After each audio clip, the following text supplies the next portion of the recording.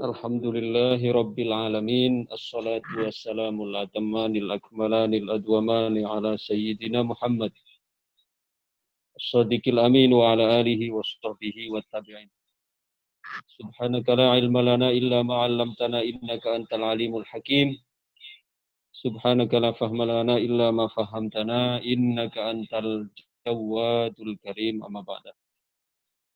Alhamdulillah kita bersyukur pada Allah yang telah memberikan rahmat sehingga pada kesempatan siang hari ini kita bisa kembali bertemu dalam kajian tasawuf online kitab Kimia Sa'adah karya Sang Hujjatul Islam Imam Abu Hamid Muhammad bin Muhammad Al-Ghazali.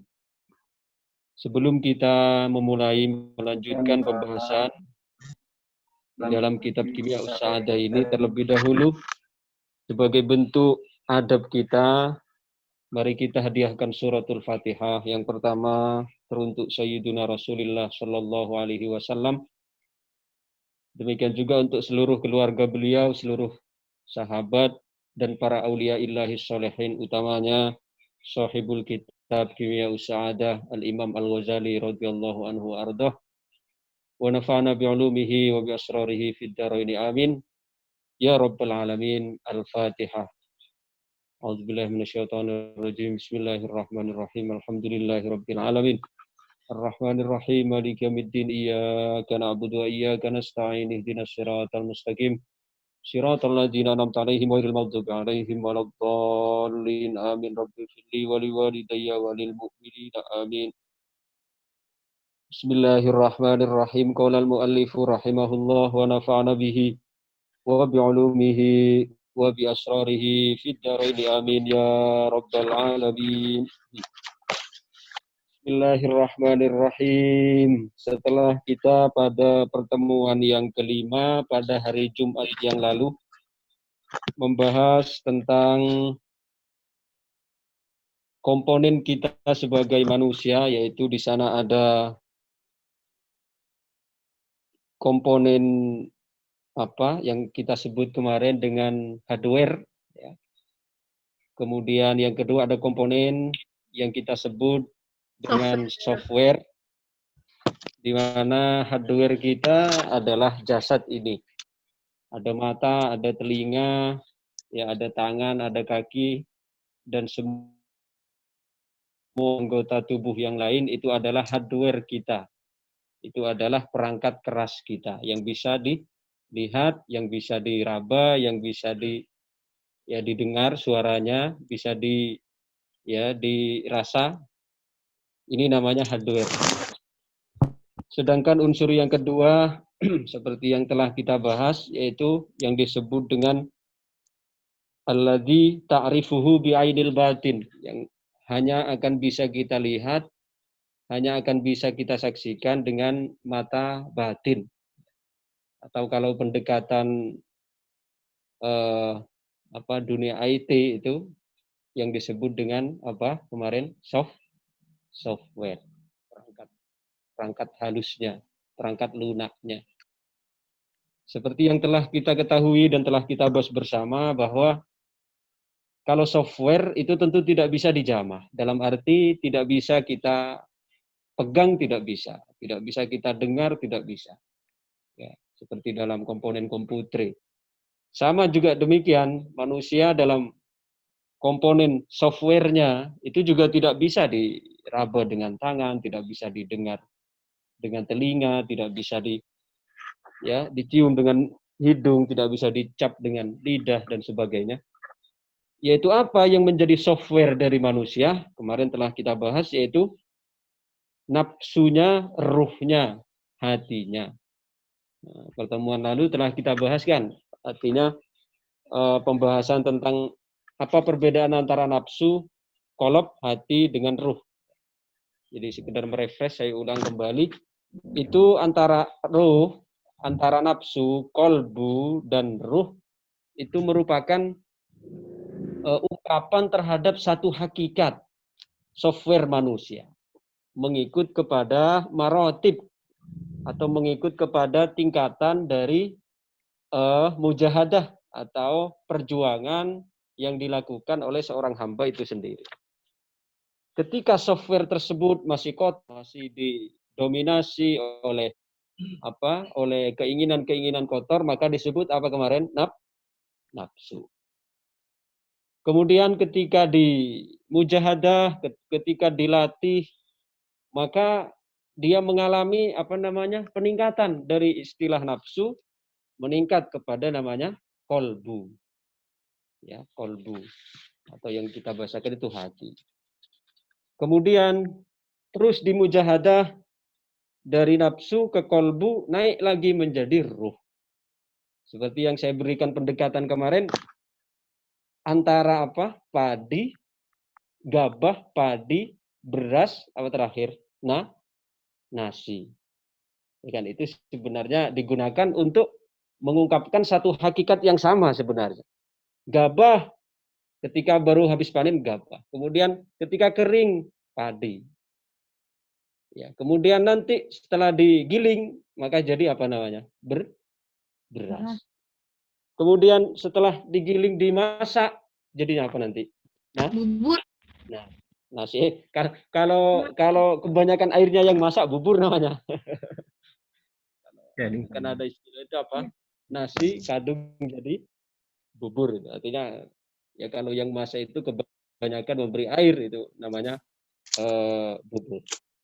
Baik, ini saya hanya sekedar memberikan gambaran saja ya. Jadi antara nafsu, kolbu, ruh itu sebenarnya adalah digunakan untuk mengungkapkan satu hakikat yang sama, mengikut kepada maratib, mengikut kepada tingkatan yang digunakan untuk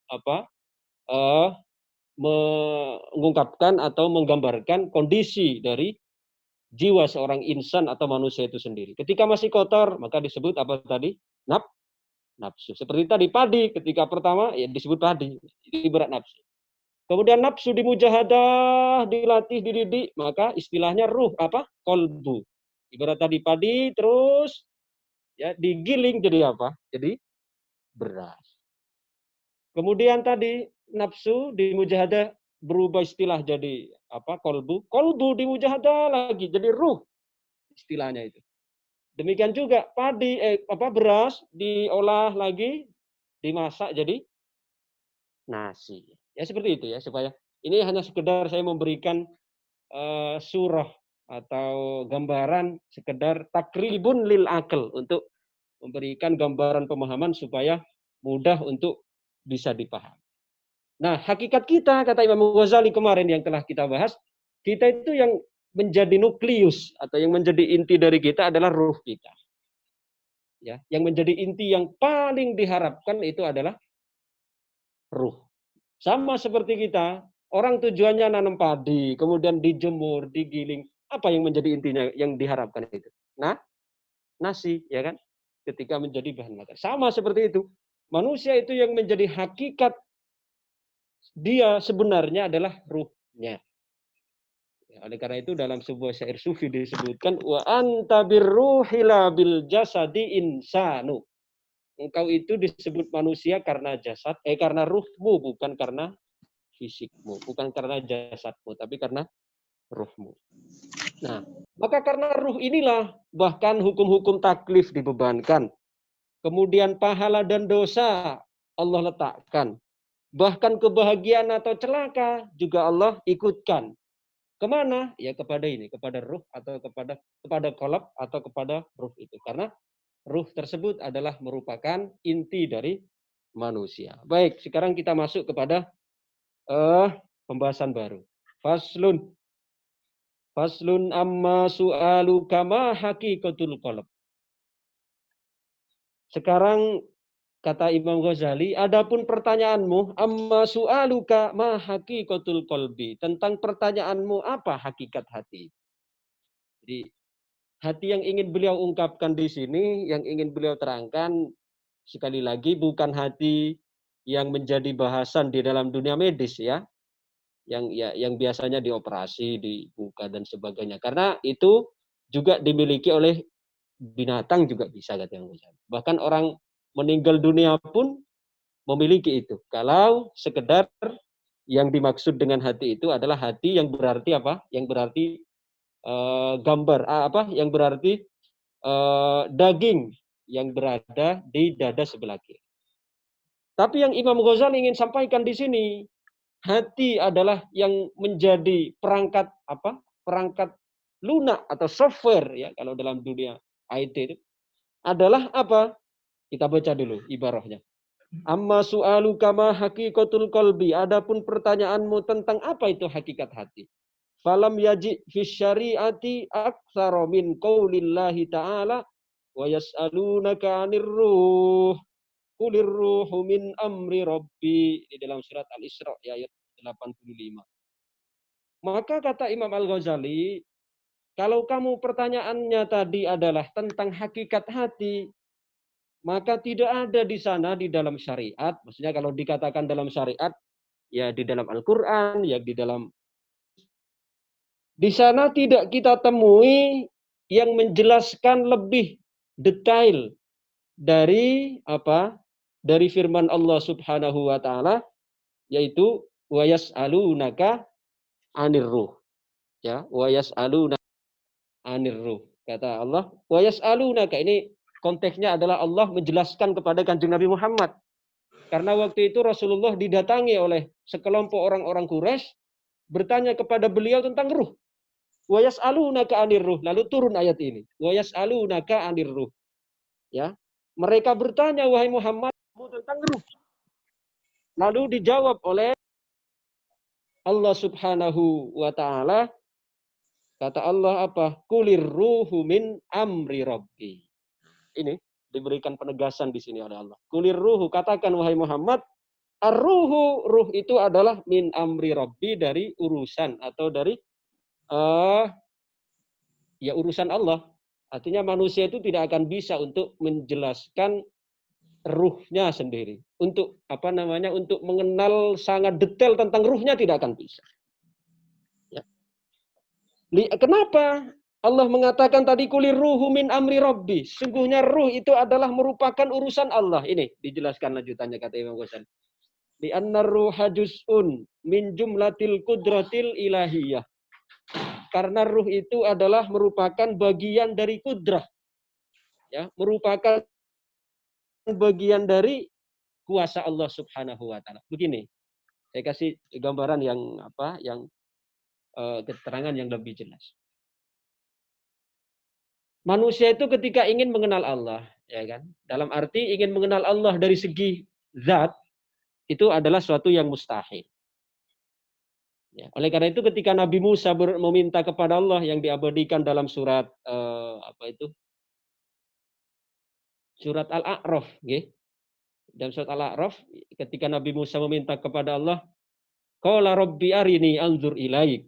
Kata Nabi Musa ketika beliau ada di Gunung Tursina sana, beliau memohon kepada Allah, rabbi arini anzur ilaik.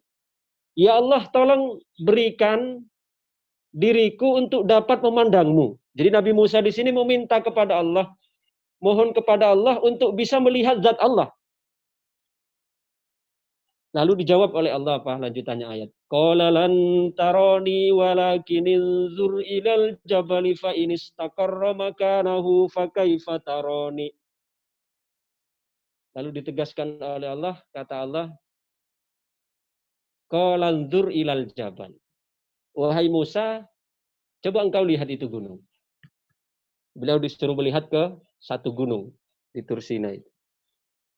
Terus kata Allah, fa in istaqarra makanahu fa kaifa tarani. Jika engkau bisa melihat, artinya jika engkau bisa menyaksikan dari gunung itu tetap pada posisinya, maka niscaya engkau akan bisa melihat. Kemudian lanjutannya ayat, falamma tajalla rabbuhu lil jabali ja'alahu dakka wa kharra Musa sa'iqa. Lalu ketika Nabi Musa melihat kepada gunung yang disuruh lihat oleh Allah tadi, ini jadi di atas Gunung Tursina, ya tempat Nabi Musa itu munajat, itu ada beberapa gugus gunung itu. Saya alhamdulillah sudah pernah satu kali ke sana tahun 2000 berapa kemarin? 2015. 2015 saya sempat menapak tilasi nih gunung tempat Nabi Musa bermunajat ketika meminta untuk bisa melihat Allah. Jadi di Gunung Tursina itu terdapat gugus gunung-gunung ya, ada gunung tapi banyak memiliki gugus bukit-bukit di atasnya. Nah, anehnya gunung itu ya saya menyaksikan dengan mata kepala sendiri itu waktu ke sana. Ketika Nabi Musa melihat gunung yang diperintahkan Allah untuk dilihatnya, kemudian tiba-tiba gunung itu menjadi pecah, menjadi hancur berkeping-keping dan Nabi Musa pun pingsan.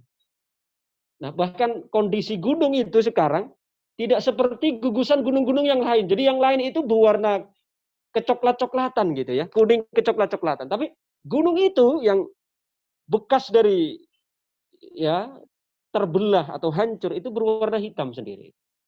Subhanallah, luar biasa kuasanya Allah. Nah, ini menandakan apa? Bahwa kalau untuk melihat Allah, zat Allah sekarang di dunia ini, maka itu adalah sesuatu yang mustahil, sesuatu yang yang tidak bisa untuk terjadi untuk melihat Allah secara Secara aini, secara mata kepala. Nah, begini saja, bagaimana sekarang mau melihat Allah di di dunia ini, sedangkan dunia ini terbatas. Coba saya tanya sekarang, kita ini hidup karena ada apa di dalam diri kita? Apa yang membuat kita hidup? Karena ada iman. Ada apa? Kita hidup. Kita hidup karena ada apa? Nyawa. Karena ada nyawa, oke? Nyawa. Karena ada nyawa, baik. Ada nyawa. Sekarang saya tanya lagi. Pernah tahu enggak kita? Pernah melihat enggak nyawa kita seperti apa? Tidak. Kenapa? Pernah tahu enggak kita? Nyawa kita itu bentuknya seperti apa? Persegi panjang, bundar, segi. Tidak pernah Enggak, kan? Tidak. Nah, kita enggak pernah tahu. Berarti dengan nyawa kita sendiri padahal yang paling dekat dengan diri kita, bahkan yang menjadi sebab hidupnya kita saja enggak tahu. Kita enggak bisa untuk mengetahui hakikatnya gitu. Lalu bagaimana lagi kita ingin melihat hakikat Allah di situ? Nah, maka disinilah ketika orang-orang kafir nanya kepada Kanjeng Nabi tentang wa yas'alunaka 'anir ruh, lalu dijawab oleh Allah, qulir ruhu min amri rabbi. Ruh itu adalah urusan dari Allah. Li'annar ruha juz'un min jumlatil qudratil ilahiyah wa huwa min alamil amr. Karena ruh itu adalah masuk di dalam kategori alam amr. Apa amal amr? Perhatikan baik-baik ini supaya kita tidak salah paham. Ini saya jelaskan pelan-pelan supaya ya kita paham. Apa yang dimaksud alam amr? Alam amr itu maksudnya alam yang berada di bawah kekuasaan Allah secara mutlak. Itu namanya alam amr. Yang belum ada ruang, belum ada waktu di sana. Itu namanya alam amr. Ya. Jadi kita dulu ini sebelum diturunkan, sebelum lahir ke bumi, bahkan sebelum kita diciptakan, sebelum kita ada di alam kandungan, itu dulu ada di mana? Ada di alam amr namanya. Alam amr itu di mana? Ya, tidak bisa ditanyakan di mana karena belum ada tempat, belum ada arah. Maksudnya berada di dalam kudrah ilahiyah. Maksudnya berada di dalam kekuasaan Allah, berada di dalam ilmillah, berada di dalam ilmu Allah Subhanahu wa taala. Itu namanya apa? Alam amr. Apa tadi? Amr. Nah, apa dasarnya? Lah ini jelas sekali ayatnya. Qala ta'ala ala lahul khalqu wal amr. Nah, ini ya. Dalam surat Al-A'raf ayat 54. Ala ketahuilah lahu bagi Allah al khalqu. Pertama ada namanya alam khalaq. Yang kedua wal amru ada namanya alam amr. Coba. Sekali lagi saya perjelas lagi ya. Jadi ada namanya alam khalaq, ada namanya alam amr. Ya. Kalau alam amr tadi setelah seperti yang telah saya sampaikan, kalau alam amr itu adalah alam di mana belum ada ruang, belum ada waktu. Ya. Di situ adalah mutlak masih di dalam ilmunya Allah. Itu namanya alam amr. Sedangkan kalau alam khalaq, Nah, kalau alam kholak itu adalah alam di mana kita sudah diciptakan. Ya, kita ini sudah diciptakan. Ketika sudah ditiupkan di dalam perut ibu, itu namanya sudah alam kholak sudah. Ya, ketika kita lahir ke dunia itu sudah masuk alam kholak sudah. Ya, karena apa? Di situ sudah ada masafah, sudah ada ruang, sudah ada waktu. Itu namanya alam apa? Alam kholak. Alam kholak itu maksudnya penciptaan. Makanya ayatnya tadi bilang ala lahul kholku wal amru. Nah, jelas sekali ini ya. Ala ketahuilah lahu milik Allah al kholku, alam kholak, yaitu Allah menciptakan, Allah mulai ya menciptakan semesta ini namanya alam kholak. Wal amr, alam amr, yaitu Allah belum menciptakan, masih ibaratnya apa? Ibarat kalau di dalam dunia komputer itu masih di dalam konsep ya, masih berada di dalam konsep, belum diciptakan lagi. Sudah. Fal insanu min alamil khalqi min janib wa min alamil amri min janib. Maka manusia itu kata Imam Al-Ghazali di sini, fal insanu min alamil khalqi min janib wa min alamil amri min janib. Manusia itu satu sisi adalah berasal dari alam kholak, ya, dan satu sisi berasal dari alam amr. Ulangi ya, sekali lagi. Jadi manusia ini terdiri dari satu sisi dia berasal dari alam kholak, ya. Satu sisi dia berasal dari alam Amr. amr. Kulkas. Baik. Buatnya Wa min alamil amri min jadi. Fa kullu syai'in yajuzu alaihil masahatu wal miqdaru wal kaifiyatu fa huwa min alamil khalqi. Nah, ini semakin menjelaskan ini. Fa kullu syai'in, maka segala sesuatu yajuzu alaihil masahah, yang bisa mengambil ruang, yang mengambil jarak, mengambil ruang, ya, membutuhkan ruang. Wal miqdar, memerlukan ukuran, takaran. Wal kaifiyah, memerlukan kaifiyah. Kaifiyah itu apa? Tata cara, ya. Fahuwa min alamil khalaq, maka itu masuk dalam kategori alam khalaq. Ya, kita ini di dunia ini alam khalaq semua. Kita duduk perlu ruang, ya, perlu waktu. Kemudian kita berdiri sama, kita berjalan sama. Ini namanya alam khalaq. Jadi fisik kita, mudahnya begini, fisik kita itu adalah dari alam apa? Dari alam khalaq. Sedangkan lanjutannya, walaisa lil qalbi masahatun wala miqdar. Sedangkan hati kita itu tidak memiliki ukuran, ya, tidak butuh jarak, juga tidak butuh ukuran. Itu hati kita. Berarti sesuatu yang tidak membutuhkan jarak, tidak membutuhkan ukuran, dari alam apa itu berarti? Alam amr. Alam amr, ya. Alam amr. Ya coba, hati kita tidak butuh jarak. Contoh nih, kalau alam kholak kita terbatas jarak. Contoh ini, saya mau ke Malaysia.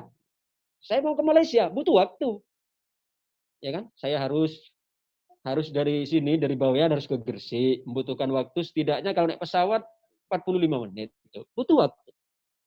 Kemudian atau kalau naik kapal 3 jam setengah baru ke Gresik nih. Belum Gresik Surabaya lah sekitar berapa? Oke lah, katakan 1 jam setengah. 1 jam setengah ke bandara. Kemudian dari Bandara Juanda ke bandara atau ke airport di Kuala Lumpur itu berapa? 2 jam 40 menit. Ya, segitu. 2 jam 40 menit. Nah, coba. Untuk saya bisa ke sana, ke Kuala Lumpur dari sini, dari Bawean, ya harus masih membutuhkan waktu. Karena ini adalah alam Alam kholak. Jadi perlu jarak, perlu waktu. Ya, contoh lagi, saya sekarang tak kasih contoh semua. Saya mau ke Mesir misalnya. Wah, tambah lama lagi. Ya, dari sini harus ke Surabaya. Dari Surabaya harus ke Jakarta dulu, karena di Surabaya ke Kairo enggak ada langsung. Pesawat enggak ada. Jakarta dulu. Di Jakarta tergantung. Tergantung maskapainya apa. Kalau saya dulu pertama kali ke Mesir itu naik Kuwait Airlines. Itu jadi dari Jakarta ya ke Malaysia dulu, transit 2 jam di Malaysia. Setelah 2 jam di Malaysia, terbang lagi ke Kuwait. Sekitar 7,5 jam terbang ke Kuwait. Transit di Kuwait 3 jam. Kemudian setelah itu nerbang lagi dari Kuwait ke Kairo 2,5 jam. Ya, coba. Untuk sampai ke Kairo, saya butuh waktu. Saya butuh ruang. Karena apa? Ini adalah alam apa tadi? Alam kholq. Tapi kalau alam amr, hati kita ini kan alam amr. Kalau alam amr itu tidak membutuhkan waktu, tidak membutuhkan jarak. Buktinya, saya untuk ke Malaysia, sekarang juga bisa saya. Hati saya loh ya. Coba ini Mbak Nita yang ada di Malaysia. Saya duduk sekarang saya ini di kamar ini. Saya duduk di kamar sekarang. Tapi saat ini juga saya sekarang bisa berada di KLCC. Bisa. Dengan hati saya di sana. Sebentar. Tak kasih contoh lebih mudah lagi lah. Ini kita semua hafal Pancasila kan? Ya, kalau nggak hafal Indonesia. Enggak Bu Novi, ini kan kita ini kan macam-macam, ada yang dari Indonesia, ada yang dari kalau orang bukan Indonesia kan wajar lah kalau udah hafal kalau udah hafal Pancasila. Baik. Hakikatnya Coba sekarang. Kalau sekarang kita membaca Pancasila dengan lisan, ya, berarti lisan itu masuk alam apa? alam kholq. Alam amr. Alam kholq atau alam amr? Lisan kholq. Alam kholq. Jangan ragu-ragu jawabnya. Alam kholq. Alam kholq. Contohnya begini, buktinya. Kalau apabila saya ya sudah bahasa begini pindah. Apabila saya mau membaca Pancasila, butuh waktu enggak saya kira-kira? Butuh. Betul kan? Pasti butuh. Ya walaupun cepat, Pancasila 1 ketuhanan yang Maha Esa, 2 kemanusiaan yang adil dan beradab, 3 persatuan Indonesia, 4 kerakyatan dipimpin oleh hikmat, kebijaksanaan dalam permusyawaratan rakyat, 5 keadilan sosial bagi seluruh rakyat Indonesia. Tapi minimal walaupun cepat, tapi saya kan tetap butuh apa tadi? Butuh waktu. Kenapa butuh waktu? Karena ini alam kholq. Kan alam kholq. Tapi coba sekarang. Di dalam alam amr, hati kita kan alam amr. Hati kita alam amr. Kita mau baca Pancasila di dalam hati, butuh waktu enggak? Enggak butuh. Enggak butuh waktu. Ya, mungkin kalau kita baca Pancasila di lisan, itu mungkin butuh waktu walaupun sekedar setengah menit butuh waktu. Tapi kalau kita baca Pancasila dalam hati, langsung selesai udah. Nah, ini yang saya maksud tadi. Karena kenapa? Karena hati itu masuk dalam alam apa? Amr. Alam amr. Sudah cerdas-cerdas semua.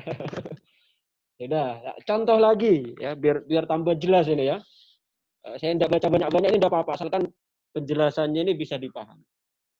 Ya, betul. Saya sekarang, kalau tadi saya nyontohkan ke Kairo, setidaknya saya membutuhkan waktu sekitar 12 jam untuk sampai ke Kairo. Belum dipotong transit. Naik pesawat sekitar 12 jam. Saya ingin ke piramida misalnya ya, ke piramid. Itu kan salah satu keajaiban dunia yang ada di sana. Saya masih membutuhkan waktu sekian jam untuk nyampe sana. Tapi coba, kalau hati saya butuh waktu enggak untuk ke piramida? Tidak. Enggak. Butuh waktu.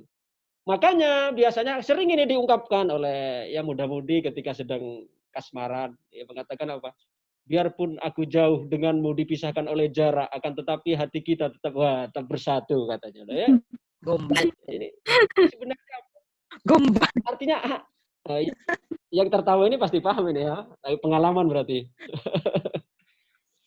Biarpun kita terpisah oleh jarak katanya, tapi hati kita tetap satu. Iya ini karena hati itu tidak mengenal masafah. Hati itu tidak mengenal jarak. Kenapa? Karena hati itu masuk dalam alam apa tadi? Alam amr. Alam amr. Alam amr. Baik ya, kita lanjutkan dulu bacanya. Walihadza la yaqbalul kismah. Oleh karena itu, karena hati ini masuk dalam alam amr yang tidak butuh ruang dan waktu, maka dari itu hati itu tidak bisa dibagi. Tidak bisa dibagi-bagi hati. Hati itu hanya memiliki satu kesiapan saja.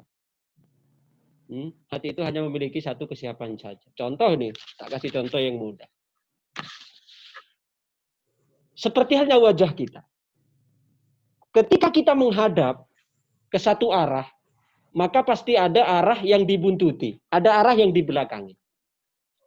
Contoh saya ini, perhatikan saya. Saya sekarang menghadap ini kamera. Saya sekarang menghadap kamera. Maka di waktu yang sama pasti ada yang dibelakangi oleh saya apa? Tembok ini. Di belakang.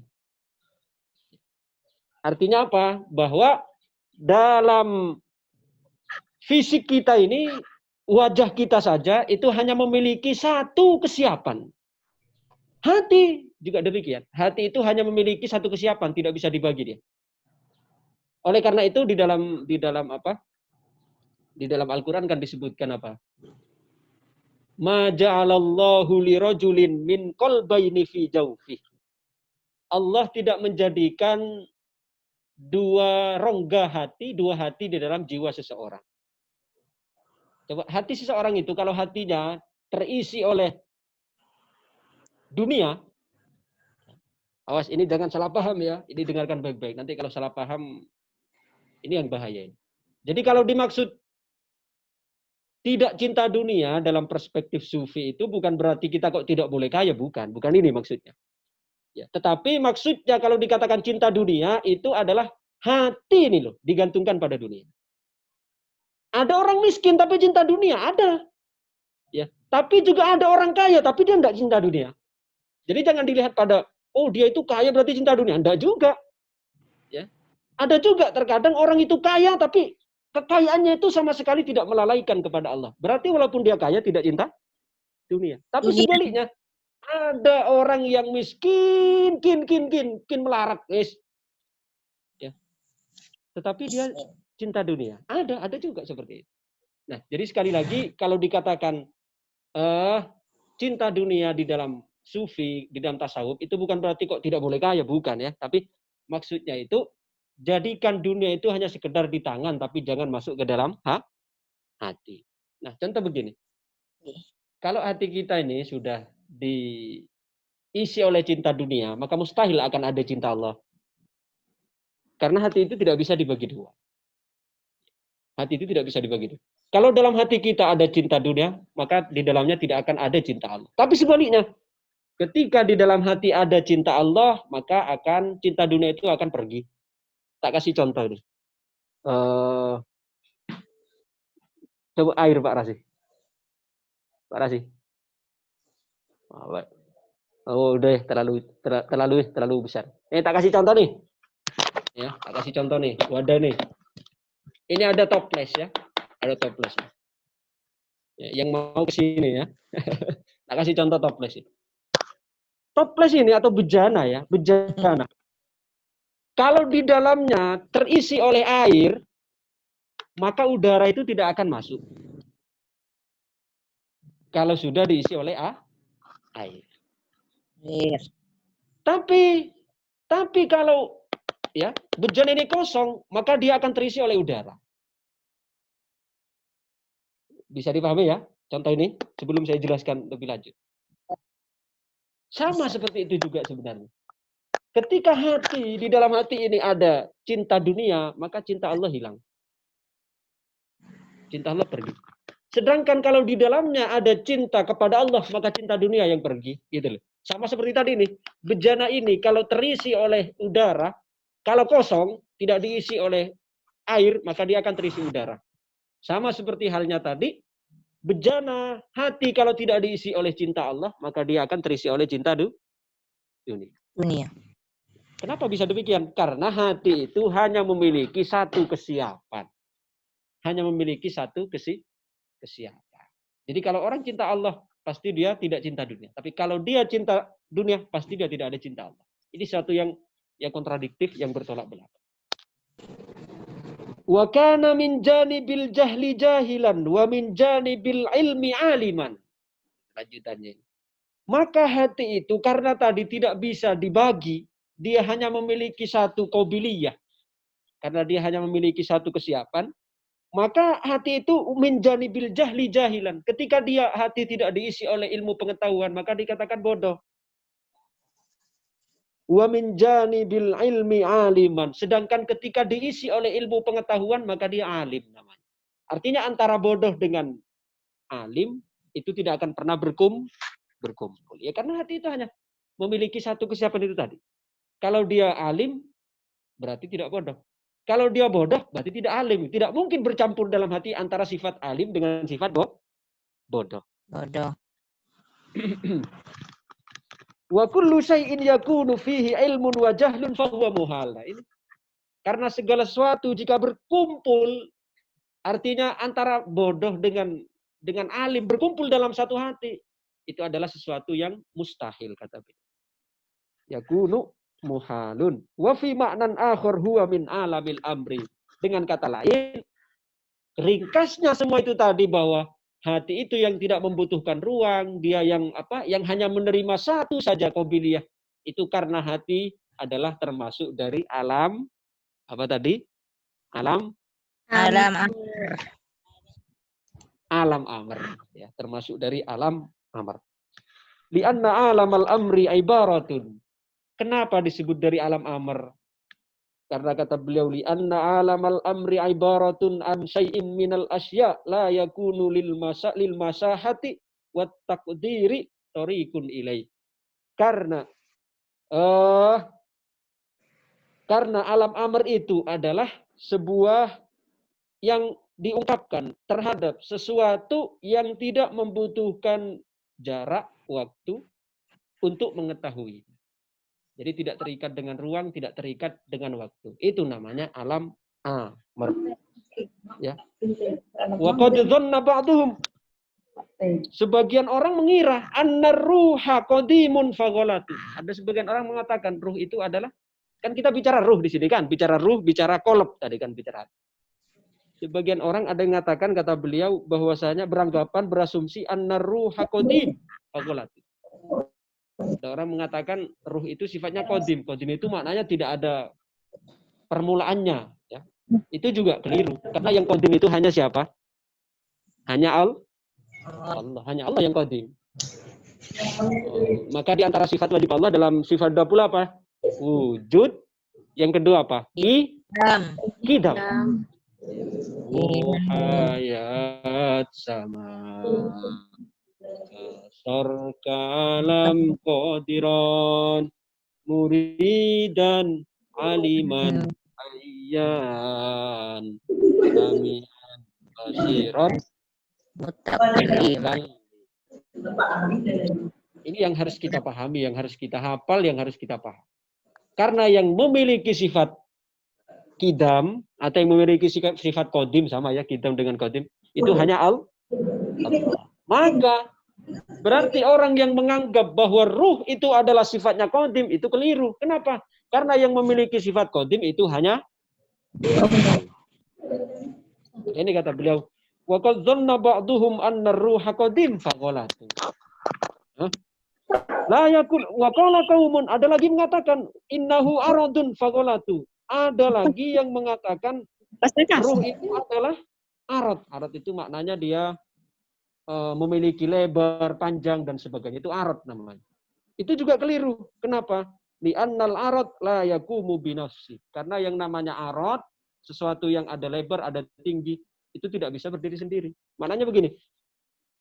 Saya tanya sekarang, ruh kita, ya, itu tahu enggak kita misalnya panjangnya 15 meter, lebarnya berapa? 20 meter, lebarnya 5 meter misalnya. Kebayang enggak seperti itu ruh kita? Enggak. Karena ruh itu tidak apa? Tidak berbentuk. Dalam arti ruh itu tidak memiliki ukuran panjang, lebar, tinggi seperti yang dipelajari dalam ilmu fisika, ya. Tidak seperti itu. Oleh karena itu seandainya ruh itu memiliki panjang dan lebar, harusnya orang di sana ada tangannya putus misalnya, ada tangannya putus ini. Maka seandainya ruh itu adalah bertempat atau ruh itu dia hanya memiliki pada sebuah dari tubuh itu, maka harusnya ketika putus tangannya dia harusnya juga mati. Tapi pernah enggak kita menjumpai ada orang putus tangannya tapi dia masih hidup? Banyak. Pernah di film-film. Oh, pernah. Kok di film-film? Di alam nyata juga sering kita jumpa ada orang cacat. Oke lah, ada orang yang putus jarinya misalnya kan, ada orang yang putus jari. Ya. Tapi dia bisa hidup enggak? Bisa. Bisa, masih bisa hidup. Loh, berarti kalau demikian, seandainya ruhnya tadi kan, ini awalnya kan semua dipenuhi oleh ruh kan, ketika hidup dia. Ketika terputus, seandainya ruh itu ada di sini, tok misalnya kan, memiliki panjang dan lebar, harusnya ruhnya kan ikut terpotong. Potong. Paham ya maksud saya? Nah, karena Iya, Pak. ruh itu tidak memiliki panjang, lebar, ukuran dan sebagainya, maka salah jika orang mengatakan ruh itu adalah arot. Arot itu satu yang memiliki ukuran. Wa yakunu tabi'an li ghairi. Jika demikian maka ruh ikut yang lain. Dalam arti coba ini. Sebenarnya ruh yang ikut badan atau badan yang ikut ruh?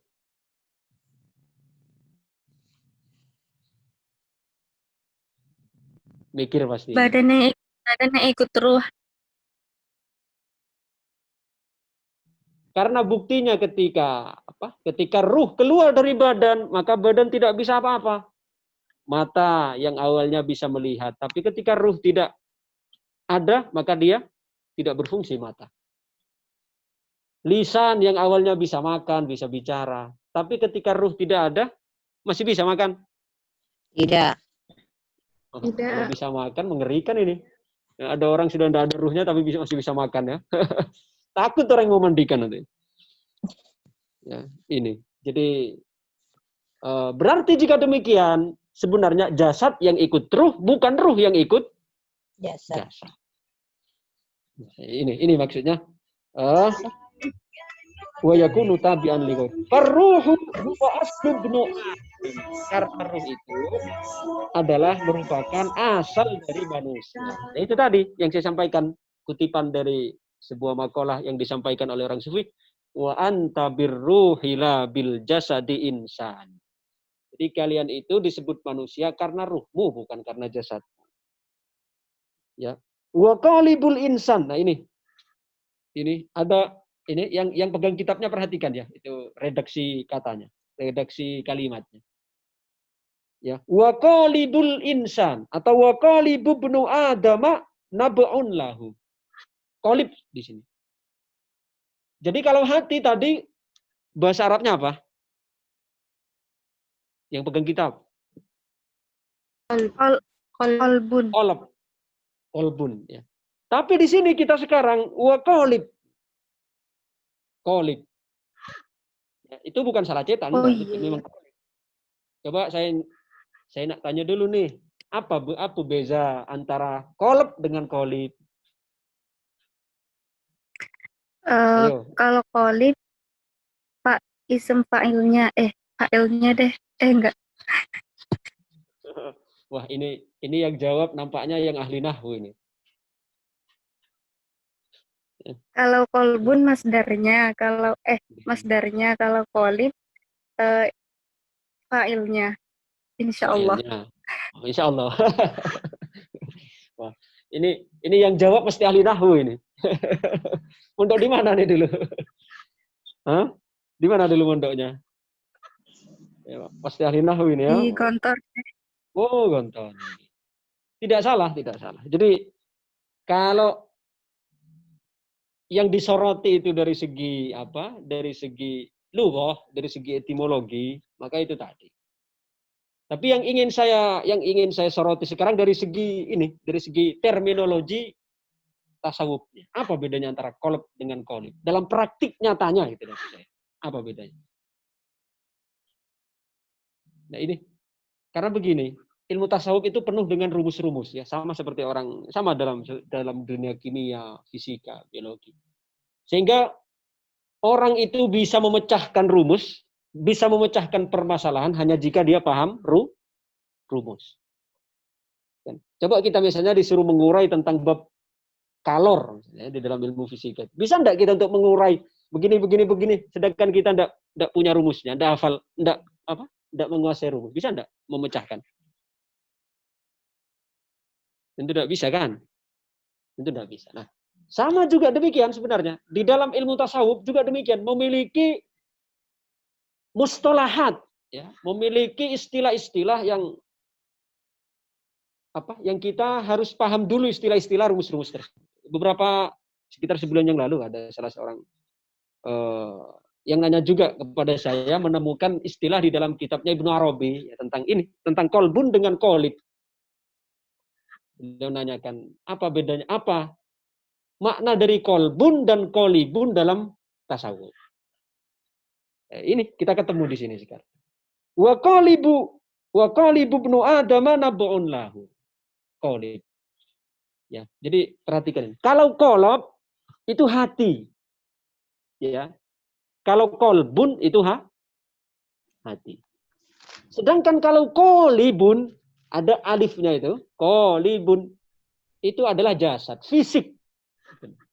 Jadi ini catat ini ya, supaya kita nanti kalau ketemu di kitab-kitab yang lain kita akan bisa langsung, oh ini ternyata maksudnya. Jadi kita harus tahu rumus-rumusnya ya, satuan-satuan atau notisi apa bahasa kimianya? Notification bahasa Inggris itu ya, notification dari simbol-simbol dalam ilmu tasawuf. Sama dalam fisika kan ada simbol-simbolnya juga. Ada Newton, ada gini, ada gini. Artinya untuk mengungkapkan tentang satuan di dalam dunia ilmu fisika. Sama juga demikian. Dalam ilmu tasawuf, di situ banyak sekali istilah-istilah yang kita akan bisa untuk memahaminya, mengurai jika kita paham istilah-istilah tersebut. Jadi, kalau kolbun itu hati, tapi kalau kolibun itu fisik. You understand? Paham ya? Baik. Wa qalibu ibnu Adam nab'un lahu. Sedangkan qalib atau fisik manusia itu adalah nab'un lahu, bersumber dari ruh. Maksudnya apa? Begini. Karena kalau tidak ada ruh, maka fisik itu tidak bisa hidup. Maka berarti jika demikian, hidupnya fisik itu karena disebabkan adanya apa? Adanya ruh. Itu maksudnya. Wa qalibu ibnu Adam nab'un lahu. Fa kaifa yakunu aradon? Maka jika demikian, bagaimana dikatakan ruh itu adalah sebagai arad? Arad dalam arti tadi yang membutuhkan waktu, ruang, jarak dan sebagainya. Wa qala qaumun dan sebagian kaum lagi berkata, innahu jismun fagolatu. Ada orang lagi yang mengatakan apa? Katanya ruh itu adalah berbentuk fisik. Ya. Kata beliau, fagolatu, mereka juga keliru. Jadi kalau orang mengatakan bahwa ruh itu adalah berbentuk fisik, maka itu juga keliru. Ya. Kenapa keliru? Li'annal jisma yakbalul kismah. Nah, ini. Li'annal jisma karena sungguhnya jasad yakbalu menerima al-kismata pembagian. Karena kalau fisik itu bisa dibagi-bagi, bisa dipotong-potong loh. Ini di sini hadir bersama kita ada seorang dokter juga ini, Dokter Saiful ini. Nih, jadi pendekatannya juga pendekatan medis ini Pak Dokter. Jadi kalau fisik kita ini bisa dipotong-potong ini. Telinga kita bisa dipotong, iya kan? Tangan kita bisa dipotong. Tapi ruh kita bisa enggak kita potong-potong? Tidak. Tidak bisa. Enggak, buktinya itu tadi. Ketika ada orang yang tangannya terputus, dia bisa hidup. Tetapi apakah berarti ruhnya dia yang ada di tangan yang terputus itu ruhnya ikut putus? Tidak. Enggak, kan? Enggak, ini maknanya innal li'annal jisma yakbalul kismah. Kalau jasad itu bisa dipotong-potong, bisa dibagi-bagi. Sedangkan ruh tidak. Itu maksudnya. Farruhul ladzi sammainahu qalban. Nah, ini. Sedangkan ruh yang kita namai qalb, hati, ini tadi menjelaskan yang semakin memberikan gambaran terang kepada yang saya jelaskan tadi.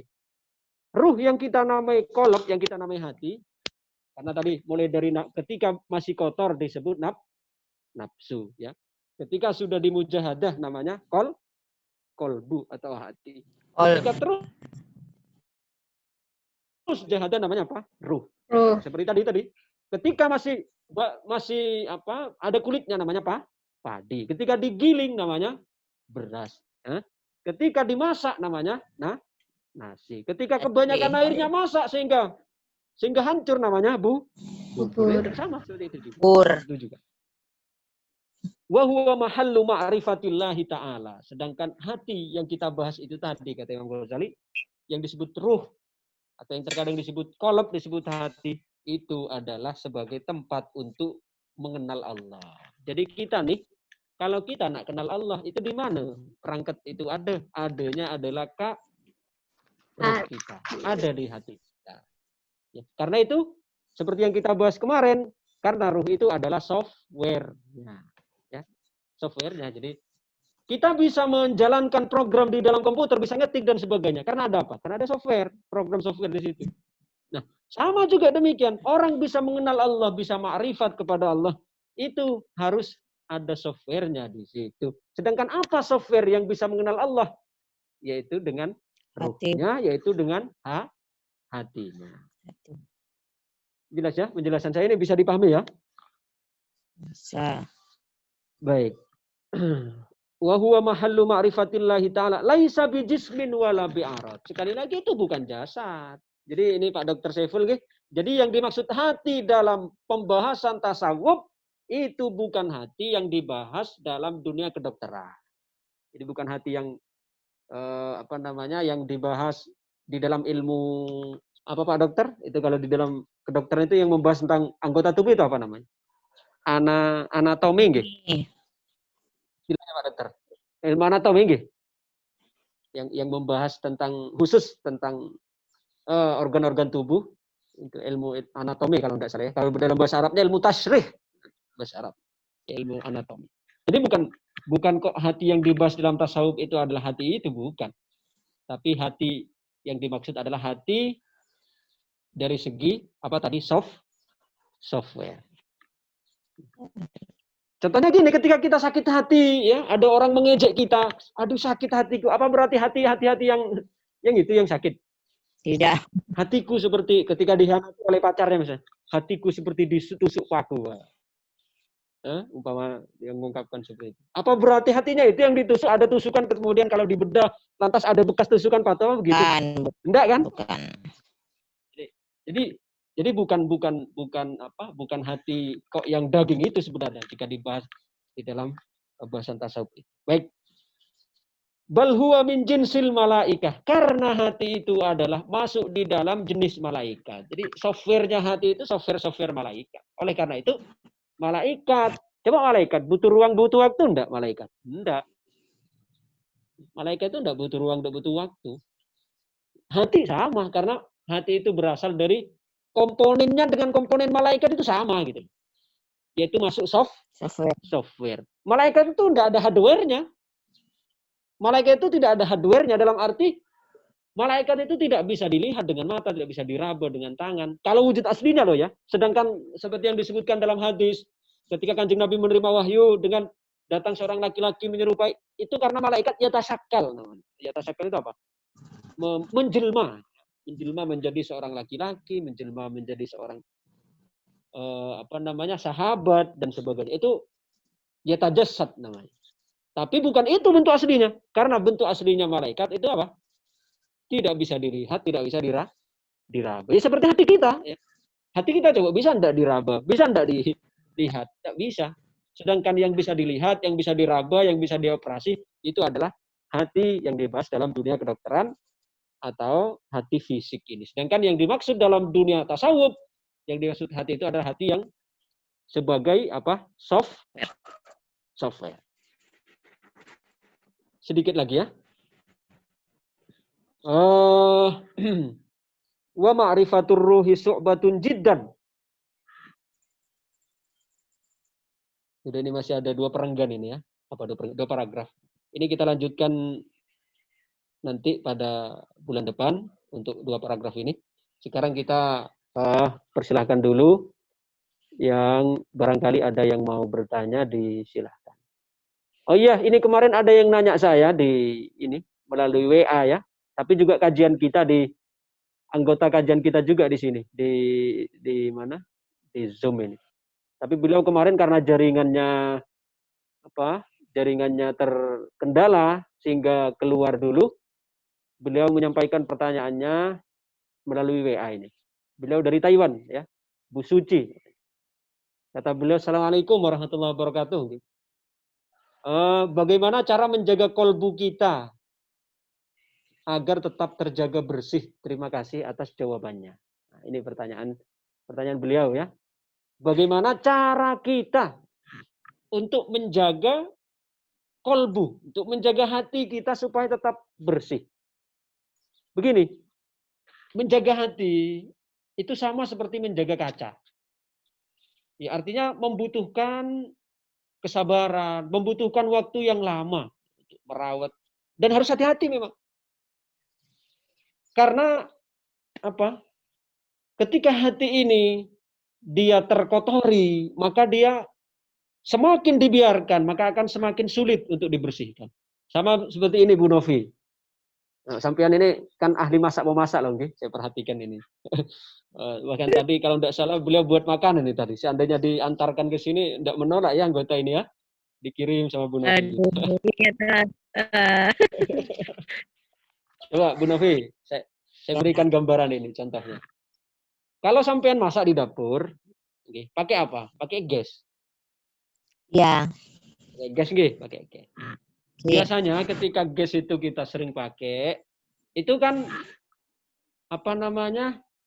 Bekas-bekas minyak itu kan nempel pada gas atau bahkan nempel pada dinding ini kan, dinding dapur. Bekas minyak sampai Iya. Bukan nempel. Nggih. Maka biasanya ibu-ibu atau mak-mak itu kan sering untuk menyiasati supaya temboknya tidak kotor, biasanya dikasih ini.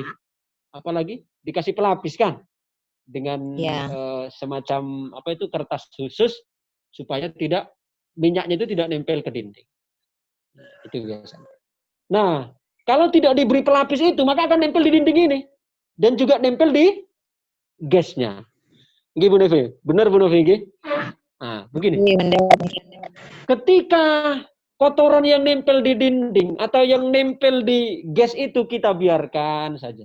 Lama-lama tambah tebal, tambah tebal, tambah tebal, tambah tebal. Sehingga semakin lama tidak dibersihkan, maka akan semakin sulit semakin sulit untuk dibersihkan, betul.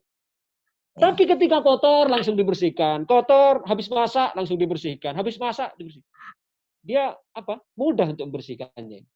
Tapi kalau dibiarkan, udahlah masih tipis kan, jadi ini masih sedikit saja kok yang dibiarkan, 1 minggu biarkan, masak lagi 1 bulan dibiarkan, 1 tahun dibiarkan, 10 tahun dibiarkan, 15 tahun baru mau dibersihkan. Ya. Maka tentu cara pembersihannya antara yang dibersihkan tiap hari habis masak dengan 15 tahun baru nak dibersihkan, sulit mana? Sulit yang 15 tahun baru mau dibersihkan. Sulit yang 15 tahun baru mau dibersihkan. Sama dengan ini kan juga. Oke, seperti ini nih. Biasanya juga kalau masak itu kuali atau apa? Toples. Kok toples sih? Bukan toples yang mau saya contohkan Bu Novi. Itu loh. Riu atau kalau bahasa bawahnya apa? Jeblukan itu loh. Yang untuk mau dendang. Kayak apa? Dendang. Itu di bawahnya biasanya kan hitam kan? Hitam. Ya. Kalau ibu-ibu rajin untuk membasuh setiap habis masak langsung dibersihkan, dipakai apa itu? Pakai itu loh, yang kawat itu. Ya. Untuk membasuh, untuk menyucikan ini dengan kawat itu, maka dia akan mudah saja menghilangkannya.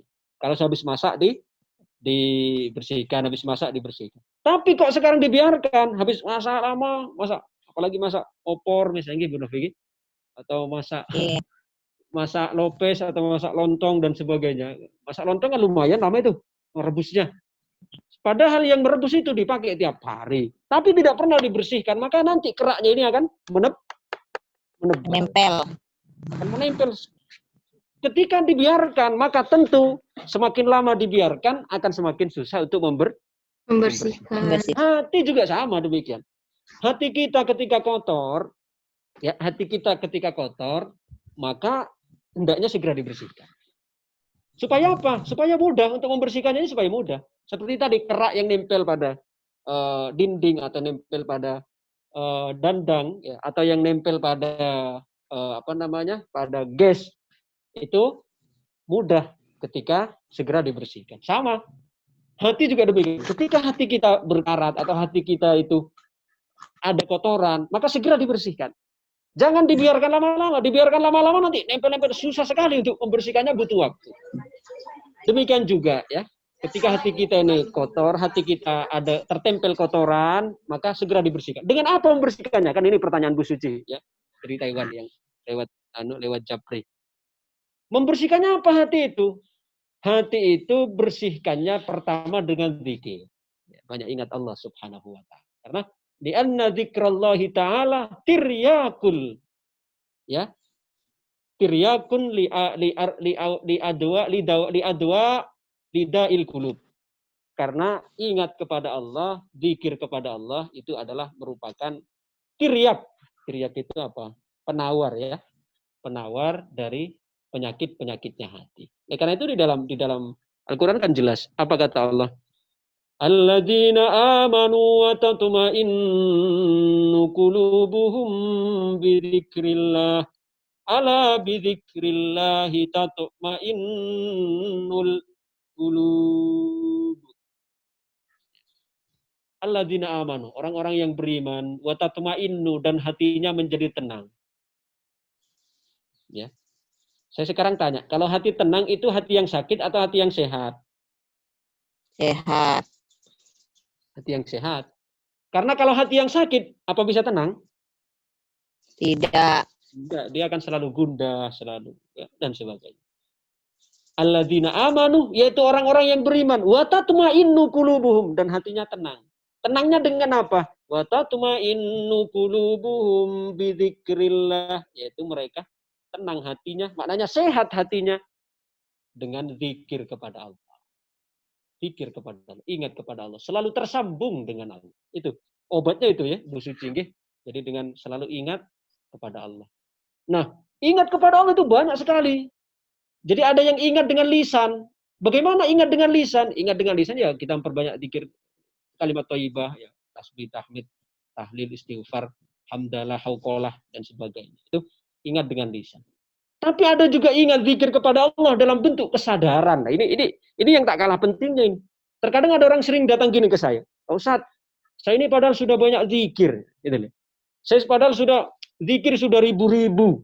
Setiap hari saya tidak pernah lepas. Sehari semalam itu baca sholawat 12.000. Ya. Tidak pernah lepas baca la ilaha illallah 12.000 setiap hari ini loh ya. Tetapi kenapa hati saya kok tetap gundah?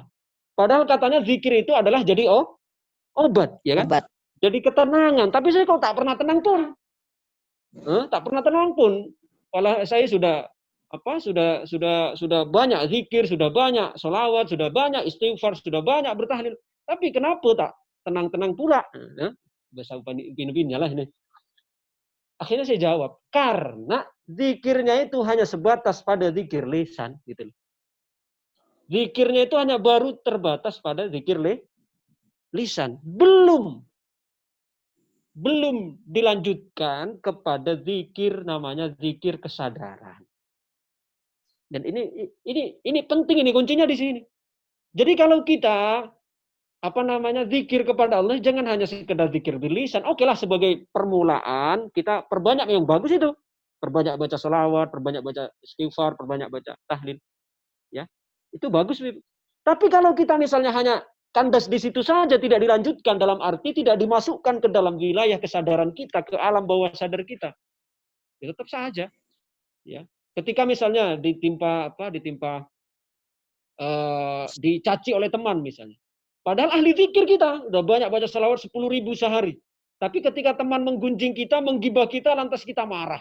Padahal kita tadi banyak baca di zikir. Tapi kenapa kita belum bisa mengatasi itu? Kok kita masih gundah juga ketika dicaci oleh teman dan sebagainya? Karena ini, zikirnya tadi baru wilayah lisan. Belum tembus ke dalam wilayah kesadaran. Maknanya bagaimana praktiknya? Begini. Ketika kita misalnya setiap hari baca sholawat, setiap hari baca istighfar, setiap hari baca tahlil, maka cobalah perlahan-lahan, pelan-pelan kita resapi juga. Artinya zikir yang kita baca di lisan itu belajar sedikit-sedikit kita juga masukkan ke dalam wilayah kesadaran. Contoh nih, kita baca istighfar kan? Kita baca istighfar sekurang-kurangnya 1000 sehari. Jadi resep kesuksesan ini siapapun yang ingin sukses ini sehari jangan kurang istighfarnya 1000. Sehari jangan kurang istighfarnya 1000. Itu. Jadi zikir lisannya kita baca, sering baca astagfirullah, astagfirullah, astagfirullah. Tapi juga sertakan juga zikir lisan yang kita baca istighfar itu juga coba kita pelan-pelan masukkan ke dalam kesadaran. Dalam arti apa? Apa artinya istighfar? Astagfirullahaladzim, hamba mohon ampun kepada Allah. Hamba mohon ampun kepada Allah. Hamba mohon ampun kepada Allah. Maka dengan demikian, suatu ketika misalnya ada orang mencaci kita.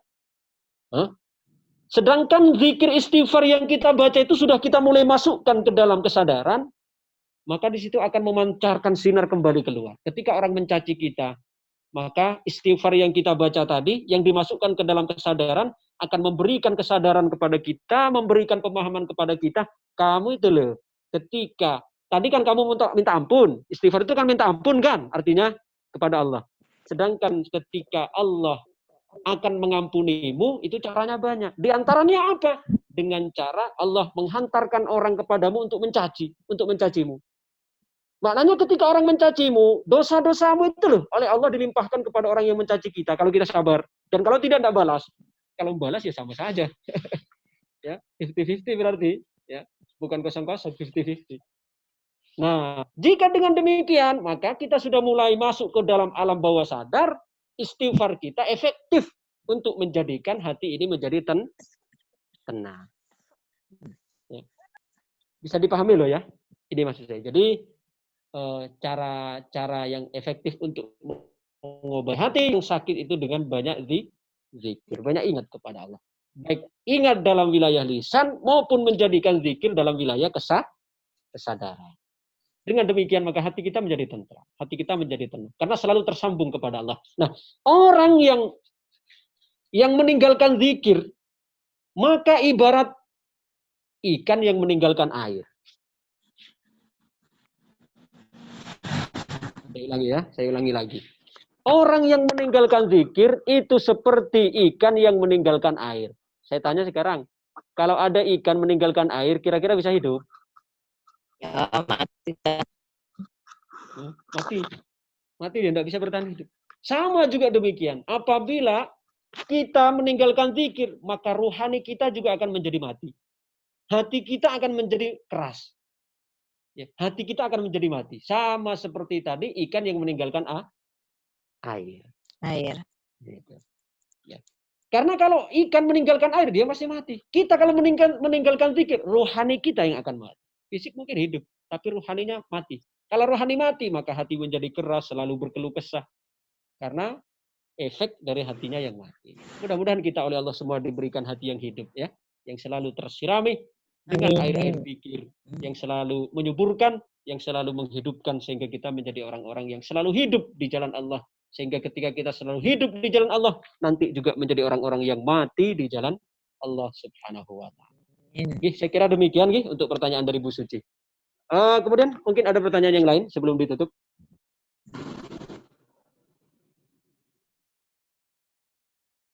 Ada pertanyaan yang lain?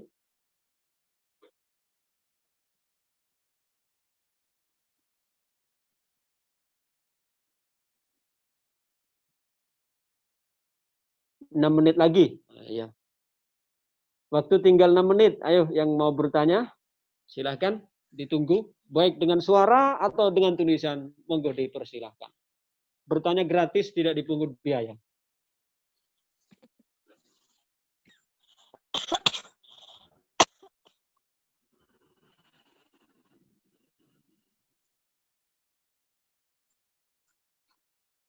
Ya, silakan yang mau bertanya, Ustadz, bagaimana caranya kita membersihkan hati?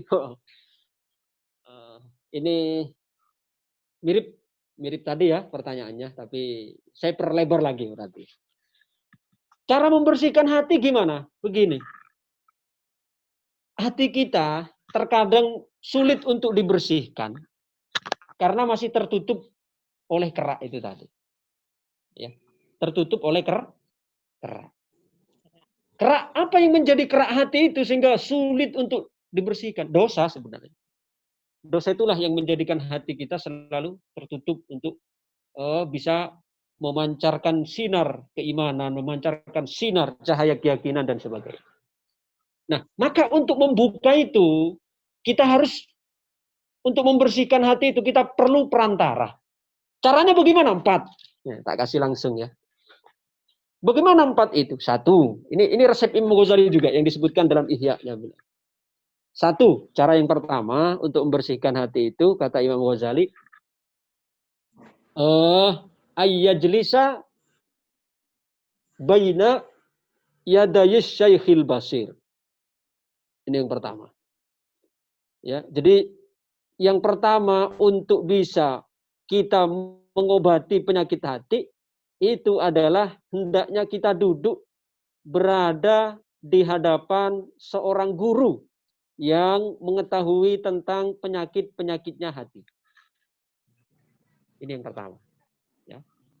Jadi resep yang pertama, kalau kita ingin mengobati atau ya ingin membersihkan penyakit-penyakit hati, maka harus kita harus duduk di hadapan seorang guru yang mengerti tentang penyakit-penyakitnya. Karena guru inilah nanti yang akan mendidik kita. Ya, ketika kita salah, beliau yang akan menasihati dengan tulus. Ketika kita ada kekeliruan, nanti yang akan meluruskan. Ketika kita ketika kita sedang keliru, beliau yang akan membenarkan.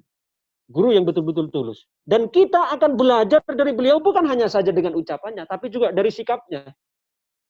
Dari sikapnya, yaitu ya beliau bagaimana caranya beliau memperlakukan orang, bagaimana beliau nanti bersikap, bagaimana beliau nanti bertindak. Ini sangat efektif ini. Ya, karena begini. Ada sebuah kaidah mengatakan begini. Faqidus syai'i la yu'ti. Orang yang tak punya, mana boleh dia nak membagi. Saya kok jadi bahasa Malaysia macam ini ya. Faqidus syai'i la yu'ti. Orang yang tidak memiliki sesuatu, maka dia tidak akan bisa memberi. Betul tidak? Betul. Ya. Contoh nih. Ini contoh. Saya kalau tidak punya pulsa, bisa enggak saya memberi pulsa kepada orang? Gimana? Saya kalau tidak punya pulsa, apa saya bisa memberi orang lain pulsa? Tidak bisa. Tidak bisa. Tidak bisa. Tak kasih contoh lagi, Bu Novi. Kalau saya tidak punya makanan, apa bisa saya memberikan makanan kepada sampean? Tidak bisa. Tidak bisa. Kalau Bu Novi punya makanan, bisalah memberikan kita. Ya, Ustaz, nanti. Anda Bu Novi, saya canda kok. Dia cuma canda nih, canda saja. Artinya orang yang tidak punya, dia tidak akan bisa memberi gitu. Nah, demikian juga guru tadi yang disebutkan Imam Ghazali yang bisa untuk kita jadikan sebagai lantaran untuk bisa mengobati penyakit hati adalah karena guru itu yang memiliki sifat-sifat terpuji di dalam hati. Sehingga nanti bisa memberikan sifat terpuji itu kepada kita, melimpahkan kepada kita, menularkan kepada kita. Seperti itu. Kita ini, mohon maaf ya, kita umpamanya, kita nak belajar sabar.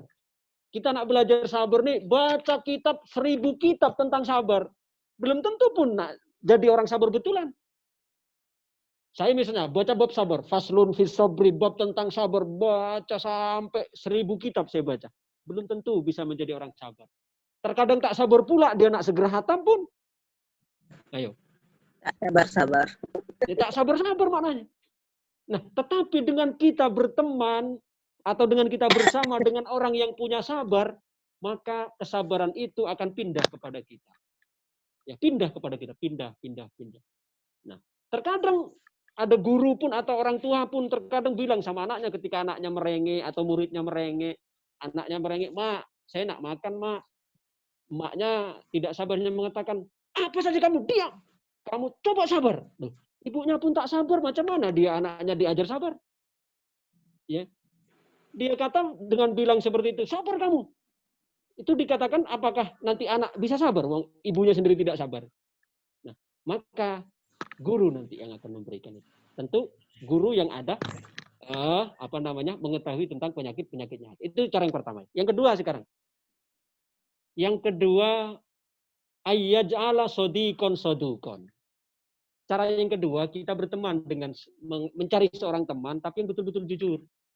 Dia yang boleh kita atau yang bisa kita yang bisa kita contoh, yang bisa kita teladan, yang jujur dalam berkawan dengan kita. Bukan karena ada benda yang dia nak lah, bukan macam itu. Tapi karena betul-betul jujur, tulus, sehingga dia nanti ketika kita salah, dia yang akan mengingatkan kita, dia yang akan bagi tahu kita yang itu yang kedua. Yang ketiga, ayyasma'a kalama a'daihi. Jadi cara yang ketiga untuk kita membersihkan hati itu adalah kita mau untuk mendengarkan celotehan musuh kita. Kita mau untuk mendengarkan celotehan musuh. Bagaimana maksudnya? Begini, karena musuh itu sebenarnya orang yang jujur di dalam mengatakan kepada kita tentang kekurangan kita. Coba kalau tidak percaya kita perhatikan. Namanya musuh itu yang dicari dari kita kebaikan kita atau keburukan kita, coba. Keburukan. Keburukan, pasti keburukan. Yang dikorek-korek, yang diintai-intai, pasti lemah kita. Keburukan kita pasti. Nah, sedangkan musuh di dalam mencari keburukan kita itu pasti jujur dia. Ya, dia pasti jujur dalam mengatakan. Nah, maka kita cobalah mengambil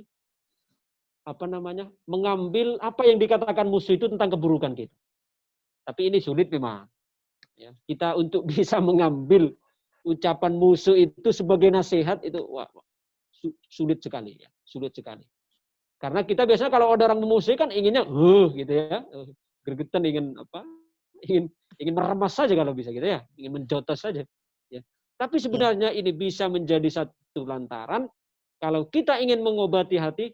Di antara metodenya yang ketiga adalah ayyasma'a kalama a'daihi. Jadi kita mau untuk mendengarkan celotehan musuh tentang aib-aib kita. Karena namanya musuh yang dicari dari kita adalah tentu kelemahan, tentu kesalahan, tentu aib kita.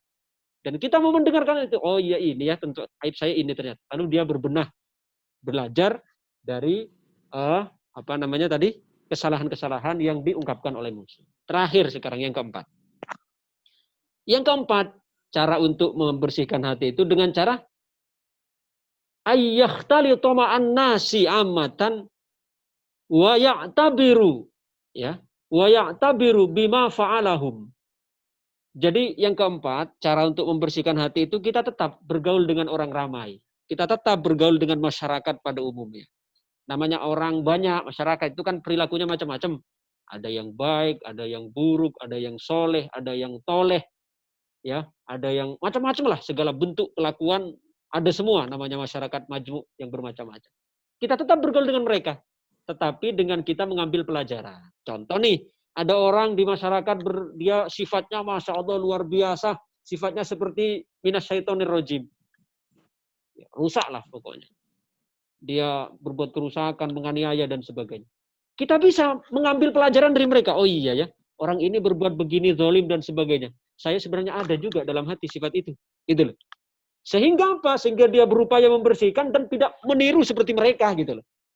Ini cara yang keempat, yaitu kita dengan tetap bergaul dengan manusia pada umumnya, tetapi kita mengambil pelajaran dari perbuatan mereka. Yang baik kita jadikan contoh, yang buruk kita jadikan pelajaran agar tidak jadi seperti mereka. Itu ya. Itu jawaban untuk pertanyaan tadi, bagaimana cara untuk membersihkan hati. Kemudian pertanyaan berikutnya. Apalagi pertanyaan berikutnya. Mbak Neta, coba dibaca Mbak Neta. Jangan saya tidak bisa dibuka nih.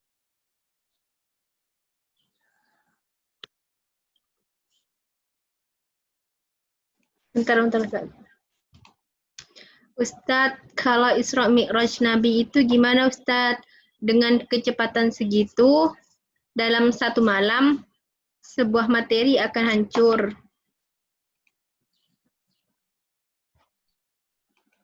Sudah? Sudah. Oh, sudah. Apa tadi? Kayaknya sepertinya tidak terkopi, Ustadz.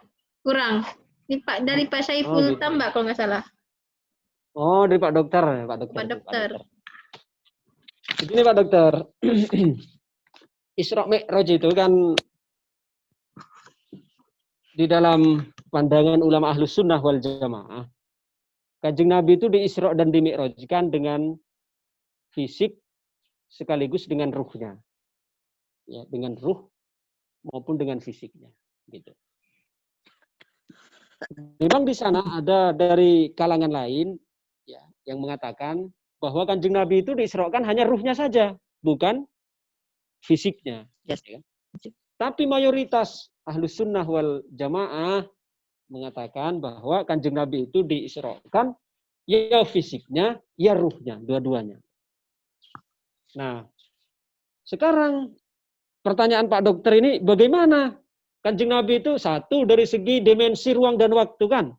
Dari Mekah ke Palestina. Itu kalau dulu di zaman Kanjeng Nabi itu ditempuh dalam waktu 40 hari naik onta. Dulu itu. Ya kalau sekarang naik pesawat ya sekitar 3 jam lah. Gitu. Kira-kira seperti itu. Itu belum seberapa dibandingkan Mi'raj. Karena Mi'raj Kanjeng Nabi dari mana? Dari Masjidil Aqsa kemudian beliau ke langit Sab'at Bab ya, ke langit lapis 7. Bahkan sampai lagi beliau ke Sidratil Muntaha sana. Totalnya itu tidak sampai 1 malam gitu. Sudah berada lagi di Mekah. Sehingga menurut kalkulasi logika, menurut kalkulasi akal logika itu kan sesuatu yang mustahil. Mana mungkin dalam waktu serelatif singkat itu akan bisa terjangkau gitu. Sedangkan Kanjeng Nabi itu adalah Isra Mi'raj dengan fisiknya. Kalau ruhnya kan tidak mengherankan, ya kan? Kan tadi saya bilang kalau ruh itu kan dalam sekejap mata dia bisa berada dimanapun, ya kan? Saya sekarang ada di sini di Bawean. Saat ini juga hati saya bisa berada di Mekah, gitu loh. Ini kalau ruh, kalau hatinya. Tapi kalau fisik kan enggak. Jadi kalau fisik itu kan tidak mungkin gitu. Kalau dalam teori umum. Tapi kenapa Rasulullah bisa? Nah, ini pertanyaan Pak Dokternya. Belum lagi tentang tentang alam yang ditembusi itu. Kalau dalam teori fisika itu kan dalam ketinggian sekian kan ada ketika lepas dari atmosfer itu kan ada yang hampa udara, ya kan? Ada yang hampa udara dan tidak bisa ditembus oleh makhluk, oleh mana-manapun makhluk gitu. Tapi Kanjeng Nabi kok bisa? Kenapa? Begini. Karena Kanjeng Nabi itu adalah khuliqat min nur. Kanjeng Nabi itu diciptakan dengan cahaya.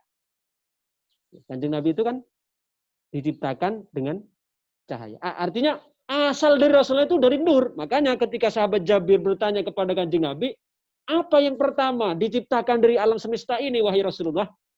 Maka Kanjeng Nabi menjawab, nuru nabiyyika ya Jabir. Yang pertama kali diciptakan oleh Allah itu adalah nur nabimu, wahai Jabir. Oleh karena itu dalam kitab Asy-Syama'il oleh Al-Imam Abu Isa At-Tirmidzi, di sana disebutkan Kanjeng Nabi itu kalau berjalan tidak ada bayangannya. Nah, Kanjeng Nabi itu tidak ada bayangannya. Nah, kalau kita ada enggak bayangannya kita? Ada. Ada, jangan bilang tidak ada. Ada kita ya. Semua kita ada. Tapi Kanjeng Nabi tidak ada bayangannya.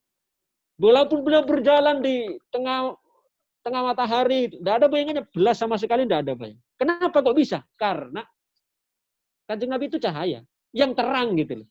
Sedangkan cahaya Kanjeng Nabi itu jauh lebih terang daripada cahaya matahari. Makanya matahari masih kalah terangnya dengan cahaya Rasulullah. Sehingga logikanya pas sekali. Kenapa Kanjeng Nabi kok tidak ada cahayanya? Karena beliau sendiri adalah cahaya. Sedangkan matahari, cahaya matahari tak mampu mengalahkan cahaya Rasulullah Sallallahu Alaihi Wasallam. Maka ketika beliau Isra Mi'raj, karena beliau adalah potensi cahaya ini yang dominan, sehingga biarpun melintasi alam yang tidak bisa ditembus oleh manusia pada umumnya, bahkan makhluk apapun, tetapi beliau kok bisa? Karena ini, beliau adalah manusia istimewa yang oleh Allah asal penciptaannya diciptakan dari cahaya, dan itu yang menjadikan diantaranya loh ya, yang menjadikan kenapa beliau kok tidak hancur, kenapa beliau kok tidak lebur. Bahkan malaikat Jibril sekalipun ketika sampai di Baitul Ma'mur tidak mampu lagi untuk naik ke Sidratil Muntaha. Oke, sehingga ketika Kanjeng Nabi nanya, wahai Jibril, kenapa engkau tidak mau untuk bersamaku? Maka kemudian malaikat Jibril mengatakan, ya Rasulullah, lau taqaddamtu khutwatan lah taraktu. Kalau seandainya saya maju satu langkah saja, wahai Kanjeng Nabi, maka saya akan terbakar. Tapi Kanjeng Nabi kok bisa? Itu tadi, karena beliau memiliki khosais, ya, memiliki karakteristik khusus yang diberikan oleh Allah kepada beliau, kekuatan yang diberikan oleh Allah yang tidak mampu oleh dipikul oleh apapun oleh makhluk ini di dunia. Yang kedua tadi, yang pertama ada paham kan? Ayyajlisa baina yaday syekhil basir. Kita duduk bersama dengan seorang guru yang mengetahui tentang penyakit-penyakit hati. Beliau nanti yang akan menasihati kita, mengtarbiyah kita, memberikan wejangan kepada kita, menyirami rohani kita. Yang pertama. Yang kedua, apa tadi yang kedua? Saya sampaikan. Yang kedua, ayyaj'ala sodikon sodukon, ya kan? Kita menjadikan teman yang jujur. Dalam arti kita cari teman yang soleh, teman yang baik, teman yang bisa kita ambil faidah darinya. Dalam arti dia boleh, dia bisa untuk menasihati kita. Kalau kita salah dia bisa menegur kita, ya. Dia jujur meluruskan kekurangan kita, sehingga nanti kita akan terdidik, kita akan meningkatkan ya sikap kita, akhlak kita dengan kebersamaan seorang teman yang soleh itu. Itu yang kedua. Yang ketiga, ayyasma'a kalama a'daihi. Cara yang ketiga untuk membersihkan penyakit hati itu adalah kita mau untuk mendengarkan celotehan musuh kita. Gitu loh. Kenapa kok musuh begini? Karena musuh itu adalah orang yang jujur dalam mencari kesalahan kita, ya kan? Tadi saya sampaikan, musuh itu yang dicari dari kita itu adalah pasti keburukannya. Betul enggak? Enggak ada namanya musuh kok yang dicari kebaikan kita, enggak ada. Pasti yang dikorek-korek itu keburukan. Maka kalau kita mau jujur dalam arti karena musuh itu jujur di dalam mencari keburukan kita mau mendengarkan. Memang sulit ini. Musuh kita mengata kita macam ini, kita dengarkan saja. Dengan kita ambil pelajaran, oh iya ya, saya ini begini kata musuh. Lalu dia ambil pelajaran itu, lalu dia jadikan sebagai ajak untuk memperbaiki diri. Itu yang ketiga. Yang keempat, yang terakhir, yaitu ayyakhtalitu ma'an nas wa ya'tabiru ahwalihim. Yang keempat itu tetap duduk atau tetap bergaul dengan manusia pada umumnya. Namanya manusia ini kan bervariasi ya sikapnya, ada yang baik, ada yang buruk, macam-macam sikapnya. Kemudian dia mengambil pelajaran dari mereka. Dari mereka yang baik-baik, dia mengambil faidah. Sedangkan dari mereka yang buruk, kita mengambil pelajaran. Oh iya, si fulan ini sifatnya perusak, dia zalim, dia.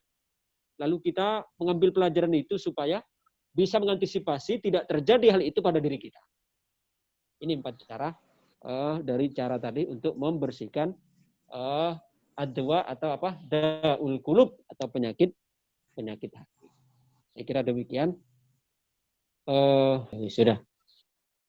Alhamdulillah. Wah, 1,5 jam ya. Jadi lebih dari durasi waktu yang kita tentukan. Tapi tidak apa-apa ya. Saya mohon maaf jika waktunya molor.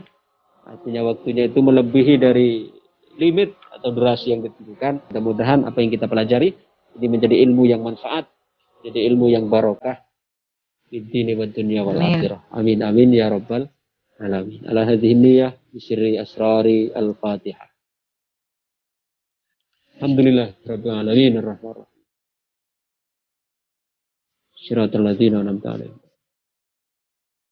Allahumma shalli wa sallim wa barik ala sayyidina Muhammad wa ala alihi wa sahbihi ajma'in. Alhamdulillahi rabbil alamin. Hamdan yuwafi ni'amahu wa yukafi mazidah ya rabbana lakal hamdu kama yanbaghi li jalali wajhika wa 'azimi sultanik. Allahumma lakal hamdu kama tahluk shalli ala sayyidina Muhammad wa alihi kama tahluk wa ighfir lana wal muslimin kama tahluk innaka ahlut taqwa. Allahumma fa'na bima 'allamtana wa 'allimna ma yanfa'una wa zidna 'ilma. Allahumma jalna mimman tafa'ala bi khairika fa akramtah wa tawakkala 'alaika fa kafaitah wa laja ilaika fa ataitah wastaghatha bika fa aghithah. Allahumma jalna min ahli nufusit tahirah. Allahumma jalna min ahli nufusit tahirah. Allahumma jalna min ahli nufusit tahirah wal qulubil mustabshirah wal qulubin nayyirah bi rahmatika ya arhamar rahimin. Allahumma ftah wa bas'adah wa haqiqna bi haqaiqi ahli iradah. Rabbana atina fid dunya hasanah wa fil akhirati hasanah wa qina adzabannar. Sallallahu ala sayyidina Muhammad wa ala alihi washabihi wa sallam. Subhana rabbika rabbil izzati amma yasifun wa salamun alal mursalin. Alhamdulillahi rabbil alamin. Al-Fatihah. Bismillahirrahmanirrahim. Iyyaka na'budu wa iyyaka nasta'in. Shiratal ladzina an'amta 'alaihim ghairil maghdubi 'alaihim. Demikian, terima kasih. Assalamualaikum warahmatullahi wabarakatuh.